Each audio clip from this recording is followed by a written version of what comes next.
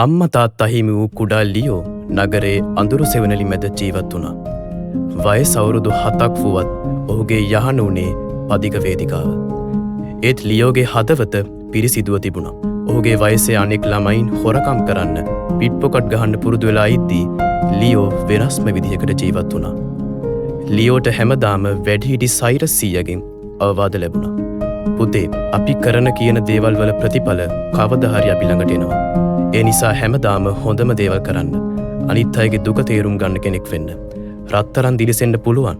ඒත් පිරිසිදු ජීවිතය ඊටත් වඩා බබලනවා. මේ විදිහට අවවාද කළා.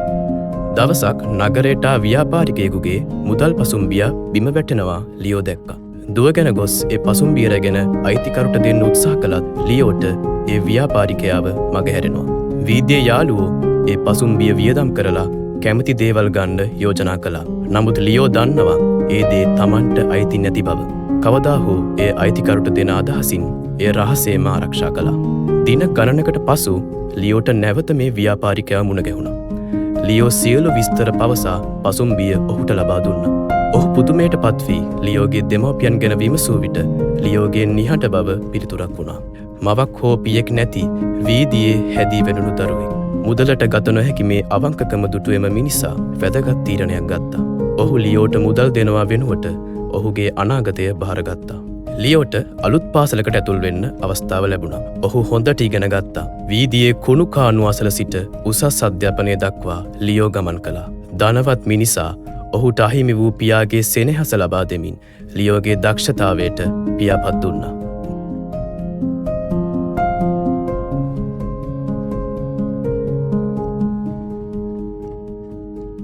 මම මේ නගරේ උසම ගොඩනැගිලි හැදුවේ කොහොමද කියලා මිනිස්සු මගෙන් අහනවා. නමුත් මම දැනූ ශක්තිමත්ම පදනම කොන්ක්‍රීට් වලින් හදපු එකක් නෙවෙයි. මීට වසර 20කට පෙර මට හිමි නැති මුදල් පසුම්බියක් ආපසු ලබා දීමට තීරණය කළ ඒ දූවිලි සහිත වීදියේදී මගේ ජීවිතය වෙනස් වුණේ. එදා හොරකම් කරපු මගේ යාළුවෝ අදත් ඒ දේම කරමින් ඉන්නවා. මට එදා සයිලස් සියදී පවවාදය නැවතත් ඔබට සිහි කරන්න. අප කරන කියන දේවල් වල ප්‍රතිඵල කවදා හරි අපි ළඟට එනවා. ඒ නිසා හැමදාම හොඳ දේම කරන්න. අනිත් අයගේ දුක තේරුම් ගන්න කෙනෙක් වෙන්න.